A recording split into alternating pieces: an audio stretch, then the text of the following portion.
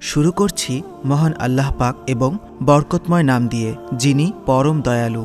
আমাদের চ্যানেলের প্রিয় ভাই ও বোনেরা, আসসালামু আলাইকুম। প্রিয় ভাই ও বোনেরা, আমাদের এই চেষ্টা থাকে যে আমরা আপনাদের জন্য এমন এমন অলৌকিক ঘটনা এবং অলৌকিক খবর নিয়ে আসি যা এর আগে না আপনি কখনো দেখেছেন আর না শুনেছেন।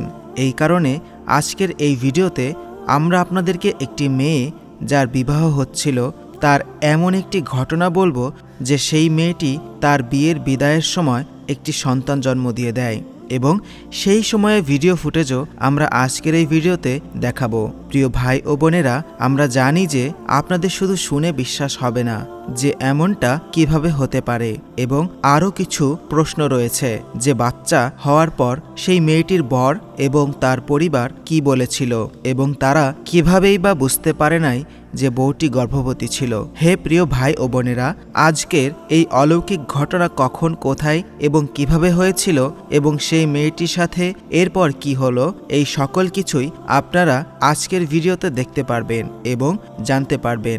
আজকের ভিডিওটি অনেক বেশি গুরুত্বপূর্ণ, এই জন্য ভিডিওটি স্কিপ করা ছাড়াই শেষ পর্যন্ত আমাদের সাথে থাকুন। ভিডিওটি শুরু করার আগে একটু প্রার্থনা করি। হে আল্লাহ, আমাদের সকল প্রকার গুনাহ থেকে রক্ষা করুন। যারা গুনাহ থেকে রক্ষা পেতে চান সকলে কমেন্টে লিখুন আমিন এবং এই ভিডিওটিতে একটি লাইক দিন, ও যারা চ্যানেলটি এখনো সাবস্ক্রাইব করেননি চ্যানেলটি সাবস্ক্রাইব করুন। তো চলুন শুরু করি। এই অলৌকিক বিয়ের ঘটনাটি পাকিস্তানের করাচিতে ঘটেছিল। এই কাহিনীটি প্রিয় ভাই ও বোনেরা, সাইরা এবং আলী প্রেমিক প্রেমিকা ছিল এবং দুজনের বাসা একই গলির মধ্যে ছিল এবং তারা দুজনই একজন আরেকজনের চাচাতো ভাই বোন ছিল।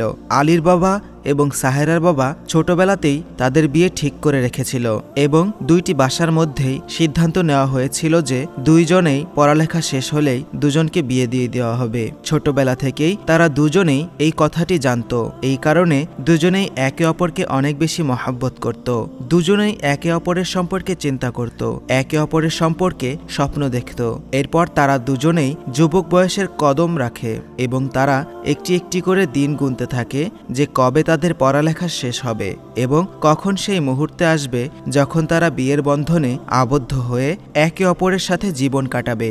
আলী যখন তাদের ডিগ্রি পূরণ করে তখন সে ভালো একটি স্থানে ভালো একটি চাকরি পেয়ে যায় এবং তখন সাইরা ইংলিশে মাস্টার্স করছিল এবং শেষ বছরে ছিল। প্রিয় ভাই ও বোনেরা, এটি আজ থেকে প্রায় 1.5-2 বছর আগের কথা, যখন বাসার সকল মানুষজন চিন্তা করল যে এখন তো আলী চাকরিও পেয়েছে, তো কেননা এখন তার বিয়ের সম্পর্কে চিন্তা করা যায়। এরপর তারা তারিখ ঠিক করল এবং ঈদের 3য় দিন তারা বিয়ে দেওয়ার সিদ্ধান্ত নেয়।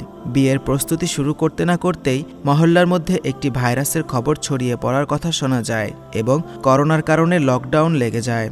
তবে আলীর জেদ ছিল যে তাকে যে কোনো পর্যায়ে বিয়ে করা লাগবেই। তবে তাদের পরিবারের মধ্যে আলী প্রথম সন্তান ছিল এবং সাইরাও তার বাবা প্রথম সন্তান ছিল, বিধায় তারা চাচ্ছিল যে তাদের সন্তানের বিয়ে যেন অনেক বড়সড় করে তারা দিতে পারে এবং তাদের বিয়ের মধ্যে যেন সকল আত্মীয়রা অংশ নিতে পারে। এই কথাটি নিয়ে তাদের মধ্যে ঝগড়া হতে লাগে এবং তারা এটা সিদ্ধান্ত নিল যে তাদের আগে মোহর করে দেওয়া হবে এবং পরে সময় মতো বিদায় দিয়ে দেওয়া হবে এবং এই কারণে তাদেরকে ঈদের পরপরই তাদের মোহর করিয়ে দেওয়া হয়। প্রিয় ভাই ও বোনেরা, মোহর করার 3 মাস পর যখন সায়রার স্বাস্থ্য খারাপ হতে লাগলো এবং লেডি ডাক্তার যখন তার পরিবারকে এই খবরটি দিল যে সায়রা গর্ভবতী হয়েছে, তখন এই খবরটি দুই পরিবারের জন্যই কোনো বোম ফাটার চেয়ে কম ছিল না। তাদের দুজনের উপর সবাই রাগ করে এবং দুই পরিবার তাদের দুজনের উপর রাগ দেখায়। তারা তাদেরকে বলতে লাগে যে যখন তোমরা এত বছর ধরে অপেক্ষা করতেই পেরেছ, সেখানে আর কিছুদিন অপেক্ষা করতে পারলে না। সায়রার বাবা তার মেয়ের উপর অনেক বেশি রাগ হয়ে যায়, কেননা প্রিয় ভাই ও বোনেরা, মেয়েদের বাবা মায়ের ইজ্জত অনেক কবুল হয়ে থাকে। দুই পরিবারে একসাথে বসে তাদের মধ্যে ঝগড়া হয়, ভুল বোঝাবুঝি হয়। সায়রা এবং আলীর এই সিদ্ধান্ত উপর তাদেরকে অনেক কিছুই শুনতে হয়।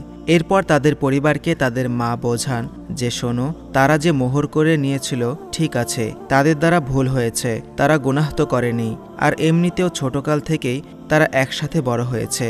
এই কারণে যত দ্রুত সম্ভব ঝগড়া বাদ দিয়ে তাদের বিদায় দিয়ে দাও। তো প্রিয় ভাই ও বোনেরা, এরপর তাদের পরিবার যখনই কোনো তারিখে তাদের বিয়ের রাখত, তখনই সেই তারিখেই সরকার লকডাউন লাগিয়ে দিত এরকম করতে করতে যখন সায়রা 7 মাসের হয়ে যায় তখন তাদের বিয়ে হয়। সকলে এটা মনে করেছিল যে এখনও সন্তান জন্মগ্রহণ করতে অনেক সময় রয়েছে।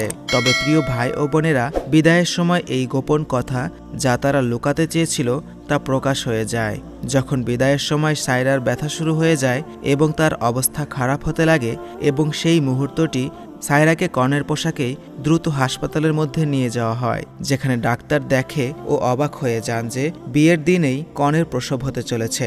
ডাক্তার বলেন যে বাচ্চার জানের সমস্যা রয়েছে এবং তিনি অপারেশন করেন। এবং অবাক করা বিষয় হলো সায়রা এবং আলীর বিয়ের দিনেই তাদের বাসায় ছেলে সন্তান জন্মগ্রহণ করে এবং এর কারণে দুই পরিবার অনেক খুশিও ছিল এবং বিয়ের দিন সন্তান হওয়ার ফলে তারা অনেক লজ্জিত ছিল। দুই পরিবার পুরো বংশকে আমন্ত্রিত করে, অনেক বেশি বেইজ্জত হয়ে যায় এবং তারা তখন চিন্তা করতে লাগলো যে যদি আগেই বিয়ে করিয়ে দিতেন তাহলে অনেক ভালো হতো। এরপর কিছুটা এমন হলো, বাচ্চা যেহেতু 7 মাসে জন্মগ্রহণ করেছিল তাই সেই বাচ্চাটিকে কিছু মাস ট্রিটমেন্টে রাখা হয় এবং বিয়ে ততক্ষণ পর্যন্ত আটকে রাখা হয় যতক্ষণ পর্যন্ত না বাচ্চা ঠিক হয়ে যায়। এবং বাচ্চা হাসপাতাল থেকে ডিসচার্জ হওয়ার পরের দিন বিদায়ের অনুষ্ঠান সম্পন্ন করা হয় এবং এই বাচ্চাটি সেই বাচ্চা যে তার বাবা মায়ের বিয়ের দিনেই শিরকত করেছিল। প্রিয় ভাই ও বোনেরা, দুনিয়া এরকমই অলৌকিক ঘটনা দ্বারা ভর্তি রয়েছে। কোথাও দুঃখের অনেক অলৌকিক ঘটনা দেখা যায় তো কোথাও খুশির অলৌকিক ঘটনা শোনা যায়। কিছু ঘটনা প্রকাশ পেয়েছে আর কিছু গোপন রয়েছে। তবে ভাই ও বোনেরা, একটি কথা মনে রাখবেন, যা কিছু হয় বা হবে বা হয়েছে তার সকলেই আল্লাহর হুকুমে হয়ে থাকে এবং মহান আল্লাহ পাক রব্বুল আলামিন যাই করেন তার সবসময় উত্তম এবং সঠিক হয়। ইজ্জত এবং বেইজ্জত অবশ্যই আল্লাহ পাক রব্বুল আলামিনের হাতেই রয়েছে এবং তিনি যা নির্ধারিত করে দিয়েছেন তা অবশ্যই হয়ে থাকে। জীবনের মধ্যে সকল সম্পর্ক আল্লাহ কায়েম করে দিয়েছেন, তবে সেই সম্পর্ক আমরা কিভাবে আমল করি তা তিনি আমাদের উপরেই ছেড়ে দিয়েছেন এবং এটাই আমাদের পরীক্ষা। এবং ভাইয়েরা, আরেকটি কথা বলতে চাই, আর তা হলো ধৈর্য। আল্লাহ পাক রব্বুল আলামিন পছন্দ করেন।